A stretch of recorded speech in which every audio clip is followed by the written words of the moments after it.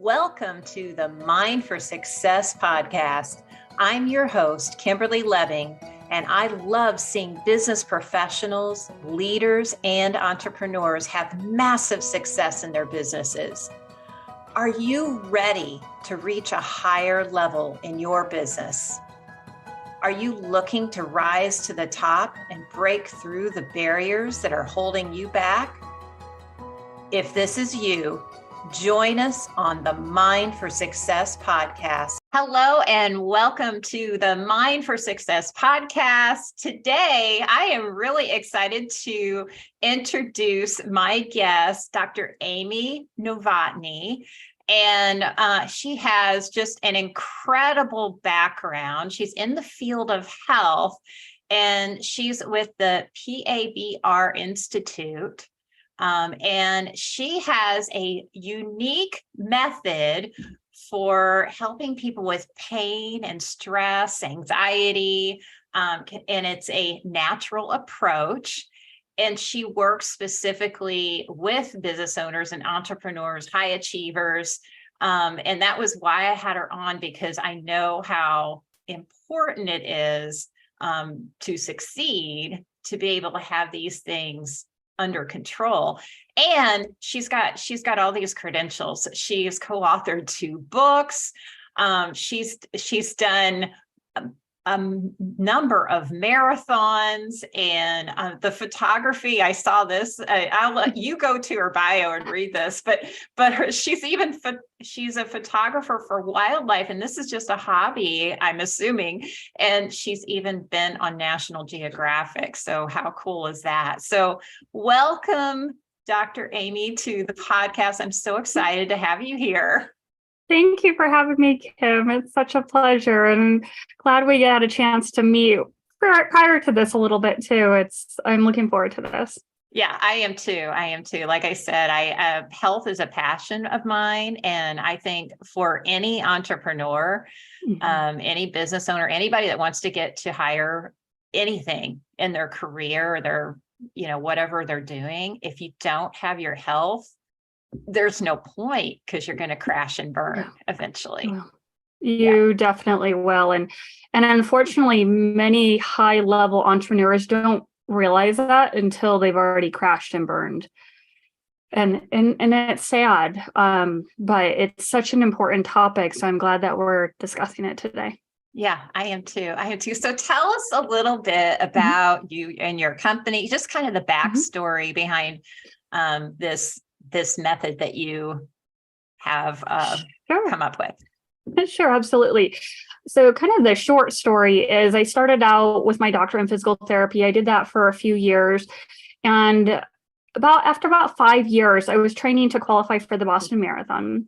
And I was taking some coursework looking at asymmetries in the body. And it piqued my interest when it came to the diaphragm, because the diaphragm's not symmetrical. And so I started experimenting with my own body position and breathing. And at that point, I had run maybe 6 or so marathons. And I realized when I was running on the treadmill for 8 miles in about 55 minutes, I could get myself out of the typical runner's pains by changing my position and my mechanics of my breathing, not breath work, but actually changing the mechanics. And when I could do that, I could get off the treadmill and it felt like I didn't even get on. And I was running, at a fast pace, just under 7-minute mile pace. And I'm not a spectacular athlete or anything like that. It was just something I worked up to. And I stopped stretching, foam rolling, scraping, all those things that I was teaching people in the traditional physical therapy and rehab world to do, I stopped doing. And the next marathon I ran 7 minutes faster, blew through the qualifying time for Boston. A few months later, another 7 minutes. And I got to a 3:19 marathon with no other changes in my training, no other strength training changes, no running changes, just changing my nervous system. And so I eventually put it into this method that I now call the PABR method. And it started leading to there's always trials and tribulations. So this is not all rosy. I'm skipping over the bad parts of, a lot of tears and anguish. But it eventually led me to being hired by a world famous photographer to travel around the world to keep him out of a knee replacement surgery and a major shoulder reconstructive surgery, that he had fallen and had an acute tear of his rotator cuff and biceps. And so I hired him to coach him on this method or he hired me to coach him on this method for about 6 months. And we traveled from the Arctic all the way to Antarctica during those 6 months. And then afterwards, I decided, okay, I got to take this to the world as best as I humanly possibly can. And that's when I started my business and said, okay, time to take that leap and become an entrepreneur and start to get this out there to this world. Amazing. Amazing. And I know, so I had a couple of thoughts as you were telling that story, but the first one is, I know he's not the only high profile person that we talked about that a little bit. I wanted to get her permission to be able to say this, but who else have you worked with? Because I just was so wowed by that. Yeah. So shortly after I decided to start my business, I decided to go to a real estate investment conference just to learn and to meet people, get around a different crowd. And while I was there, the host of this event, they said, you know who you need to work with? I was like, who? And they said, well, Robert Kiyosaki. I'm sure he could use your help. And for those who aren't familiar with him, he co-wrote Rich Dad, Poor Dad with Susan Lecter, but he's usually considered the famous author of that pair. And so I was at the event, and then he was there as well. He's one of the main speakers, and he brought all of his advisors and that. And so at one point they had a book signing, and I just went up to him. I said, your book really helped me change my life. It gave me the ideas to start my own business. So he asked me what I did. And that's when I told him I help people alleviate chronic pain, stress, anxiety, insomnia, so they can avoid surgeries. And he asked me to help him. And this is all public stuff. And then, so I did. And next day, people started coming up to me and saying, who are you? And what are you doing? Robert Kiyosaki is going around telling us that he's your body healer and he's looking for you to talk to you. And I said, oh, okay, I'll go find him and we can chat. And so that it definitely obviously gives you a little boost when someone like that is telling people that, but most importantly is he felt better. Yes. And the pain that he couldn't get to go away, and none of the healthcare professionals and doctors or anyone that he had been seeing for a while, over a year, no one could help him, but I was able to help him alleviate the pain. And more often it's just when you see someone get that relief, my gosh, what a gift to the world that they helped themselves get to that relief. So I really enjoy what I do. Yeah. Well, it shows. It totally 100% shows. But what really, it is a gift because, someone like that, or really anyone that you work with, and if you're able to help them get through that, I mean, just the things that they can accomplish. Mm-hmm. Exactly. And I guess one of the lures to working with someone like that is not just necessarily their fame, but he has impacted so many people.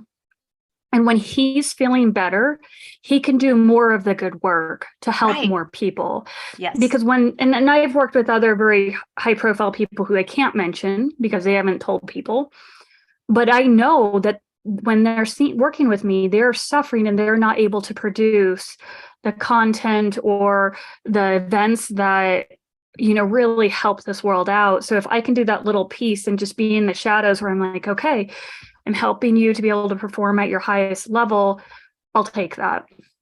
I love it.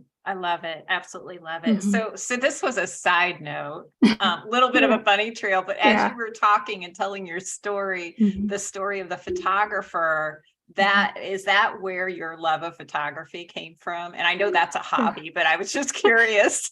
No, actually, I actually have liked it my whole life, but I didn't know anything about photography until I started volunteering for a nonprofit back in 2016 and helping with logistics for this nonprofit. And then that's how I learned photography. And then I did some work, and the National Geographic Photo of the Day came actually before I helped that photographer. So that was completely separate. Yeah. Well, I had to ask, and just a mental note that I have been just paying attention to with people that I have been interviewing that are successful is they have another interest outside of their main, whatever it is, their, whatever way or gift they're helping the world in, they have another side interest. So I just find it really interesting that's a love that you have. So I'd love for you to share a little bit about how you can help people with the stress and anxiety that they're experiencing. Yeah. So it's kind of, we get into this cycle. Whenever we have, let's say, it's pretty much any type of stress, you experience something that triggers you. There's a nervous system in our body called our fight or flight nervous system that kicks in. And you can either freeze or you can fawn too. So let's say you're people pleasing, you're trying to dissuade someone. That's still a form of this hyper alert state. When you go into this state, it causes a physical change in your body. Besides the hormones and chemical, your muscles start to tighten up around your body and it makes you more rigid. And when your muscles start to tighten up around your body, if you are in a certain position with your rib cage, it can make it even more rigid. Also, we are taught from very young to sit up straight, shoulders back, suck up your gut, which actually turns on and stimulates that fight or flight nervous system because the back muscles start to compress on it. And so when that happens, you get caught in this cycle where you're sucking in your gut, you're holding your ribs high in order to help you get through a danger or a stressor. But at the same time, when you do that, that keeps you in that stress mode. So you kind of get into this loop where you can't get out because what you were taught really young by well-intentioned people actually keeps you in that tight, stressed mode and affects your ability to relax, calm down, and release. So when you get into that position where everything is lifted and everything's tightening up, that also affects your breathing mechanics. Now you have to use your rib cage to breathe. So you see people lifting up the ribs to breathe instead of the diaphragm dropping down to pull air in. And so we just kind of get into almost this combination of different physical phenomenon that's going on that gets you into a stress mode that then can lead to anxiety and panic and chronic pain and even insomnia or the need for a surgery, orthopedic surgery. So what we're doing is changing that physical stimulus on the fight or flight nervous system so that how you hold yourself changes from stimulating you to be stressed into relaxing you and releasing so that emotions that are driven from mental and emotional stressors are not stored in your body. And so also then your breathing mechanics change and you actually feel your body release. And you can feel when you feel safe and secure in your body, the mental and emotional stressors are definitely not as triggering. Right. I can see how this works together because, just because of the work I do, and I see how people, I have this shoulder pain here and whatever we're working on and how some of those things can feel like they're moving through their body. So it's so related. So I'm loving this. So tell us talking about that, how does that chronic pain, how does that come up? Like, how does that work into, or why does it work up into chronic pain? How does that even happen? Sure. So you know how we've been taught, and I kind of mentioned chest out, shoulders back, suck up your gut. When you do that and you tip the front of your rib cage up or out, that actually changes you and gets you away from your natural state. Okay. When you do that, that decreases a lot of joint spaces throughout your whole entire body because your rib cage affects head on up and all the way pelvis on down. And so then when you have stress that leads to a muscle contraction that you're not aware of, it starts to pull on bones and joints and starts to pull them even more out of position than what they already were out of position. And so when it starts to pull out of position, and this is so subtle because it's layers upon layers every day. And what happens then is eventually, and I see this all the time, some will have a really stressful event that's mental or emotional, sometimes physical too. They go to bed and they wake up the next day and they're like, oh my gosh, I hurt. Where did that come from? And they can't figure it out. Well, what happened is that super stressor event caused a lot of muscle contraction on a body already out of position, that from over the years and from how you hold it, the muscles contracted enough that it shifted the bones and the tendons and the tissues, and now they start butting up against each other. And because you don't realize this is happening, you don't know how to get out of it. And because you've passed over that sympathetic threshold where everything is just ramped up so much and you don't know how to get out of it because you haven't released on a daily basis, that's when it turns into a chronic pain. And sometimes external processes like physical therapy, chiropractic, massage, acupuncture, sometimes those can help and pull you down a notch. But more often than not, because that's an external thing applied to the body, like stretching and different things, more often than not, the pain comes back, hence the term chronic pain. And so you have to start working at the nervous system level so it affects a change in the muscles, which can then create a change on the bony structure to get the impingement to stop. Wow. So incredible. So our bodies really are amazing. And yes. I mean, they really are. So I know you had talked about even improving. So what do you see with people that go through this? Are they all, so let me ask you this question. Are they all in pain? No, like, is everyone coming to you? Are they coming to you because they're in pain, or is it, tell me about that. Sometimes, so I'd say maybe half of the people I work with are in pain, some kind of physical pain. I'd say maybe 10% is for insomnia, that they've tried all the other methods that haven't worked. And then I'd say probably the other 40% is probably some type of trauma, stress, anxiety, and panic. And they don't have any physical pain, but they've been told to come see me by a psychologist or psychiatrist, or just heard me at, an event speaking or something, and they want to give it a try because nothing else has helped them. And so it's a smattering. Sometimes I work with kids with their parents who have ADHD, so I do get that as well. So it's just a range of different things. Okay. Yeah. We may have to talk after this, but I'd love for you. So you had mentioned insomnia tips. So I know there's so many people that struggle with insomnia. I've had that problem myself, and I blamed it on hormones. I'm sure you have some other insights on, some tips and things that you can help us with. So I'd love to hear that. And I know everybody's going to be loving this part. Yeah, so there's a ton of great work out there. There's a book called Why We Sleep by Dr. Matthew Walker. He gives a ton of great information, like little tips throughout the day. And in a second, I'll go over some stuff that he doesn't cover. But some of the basic tips, and you may see this in a lot of different sleep improvement tips, stuff like getting outside first thing in the morning to reset your circadian rhythm, minimizing caffeine to before 10 o'clock, because it's actually blocking a hormone called adenosine from being taken up by receptors. And adenosine is your sleep pressure hormone.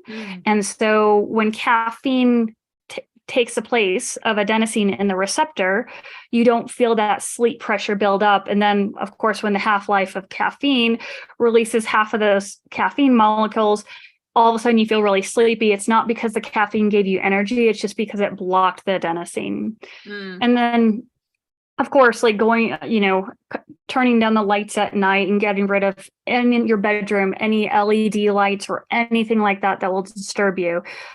And those are some of the common tips out there. But one of the biggest things that I found that really works with people when they've tried all those other tips and they haven't really found a relief is working on calming yourself throughout the day. And here's why. If you physically have your body ramped up in high alert mode, where your rib cage is elevated, your shoulders are pulled back, you're sucking up your gut, you yourself are choosing to tell your body you're in high alert, ramped up fight or flight mode. So the hormones, all the other body processes are going to follow that you're in a ramped up mode. And if you do this all day long without taking times to release the stress, the tension, and to find some calm throughout your day, when you go to bed at night and you close your eyeballs, your body's still in ramped up mode if it doesn't know anything different. And it's going to stay that way. So even though you close your eyes, your body is going to be telling your mind, hey, wait, no, I'm awake. I need to be thinking about this and this and this and this. And you start racing and you can't turn it off because no, I have this tomorrow and I have this tomorrow. And yes, I can write it down, but no, I just have to think about this too. And that's what happens because you haven't given your body permission to relax. So your mind thinks it should be active. That makes so much sense. Really. Yes. Now the key is implementing it, Right. which is hard for high achievers because when you tell them to relax, and I've had clients say this, they'll tell me, no, I can't sit back in my chair. No, I can't let my belly relax and my belly hang out because I look awful and it means I'm lazy and I'm a slob and I'm not a high achiever anymore. And I tell them, I'm like, actually, you'll be more of a high achiever. Because if you can let your body relax, you're going to actually use more energy towards performance of whatever task you need instead of diverting energy into holding your body in a rigid state. Right. And you'll be able to sleep. And we all know restful sleep restores us and gives us more energy than pretty much anything else out there. Maybe hydration too, but it's so powerful in restoring us and making us pleasurable to be around. Absolutely. Yeah. It's vital. It really is. And that's the thing. I feel like there's so many people that struggle with sleep, probably more than anything else. So this was very, very, very, very helpful. And you have a place that you want to lead us. Tell us about that. I know you have a call. If people want to get in touch with you and if you're struggling with any of these things, I really highly recommend it because I don't know, I'm such a big advocate of health. And like I said, if you want to get ahead in your career, you have to be able to deal with this part. You have to be able to manage it because you can't get ahead without it. Yeah, you're absolutely right because your relationships depend on it. Yes. Emotional reactivity can harm so many relationships between people, their team, other, business contacts. So highly, highly recommend this. And kind of the easiest way to reach out to me or find out more information is to go to my website. So it's pabrinstitute.com. It's PABRinstitute.com, and that stands for Pain Awareness Breathing Relief. And I'm the founder of this method. We always set up discovery calls before working with people because I want to make sure you know exactly what you're getting into. Or if you have questions, I just want to make sure it's the correct fit. Right. I love it. There was so much value here. I think that you and I could probably talk all afternoon, but I know that people would want to get on. But I encourage you to just pay attention. If you're listening to this, pay attention to what you have going on in your body and don't push it to the side. Don't push it under the rug like so many high achievers like to do. They like to ignore it and keep going. And like you said, and then it blows up. And then it's oh my gosh, now what do I do? And it slows you down. So it can literally slow you down if you don't address these things. Yeah. And it's hard to see someone suffering, especially if someone's doing good work. It's really hard to see them suffering. And you'll see it occasionally on social media. Someone says, I'm taking a month off. And you just know they're suffering. And I'm glad they're taking the month off to improve their health. And hopefully we can avoid more people having to do that and just get the health in check first so you don't have to take the full month off. Right. Totally. Yeah. So this was so amazing to have you on today. I really want to thank you for your time. And for everyone else that's listening, I want to encourage you to go to Amy's website, check it out, schedule a call if you are one of those people that are, high achieving and suffering or stressed or anxiety or whatever that is, so that she can help you. So thank you so much for being on today. Thank you so much, Kimberly. It's been wonderful. Awesome. Are you ready to break through the barriers that are holding you back and reach a higher level in your business in just 4 hours? Be sure to click the link today and join other high-achieving professionals that have worked with Kimberly Lebbing to accelerate their success.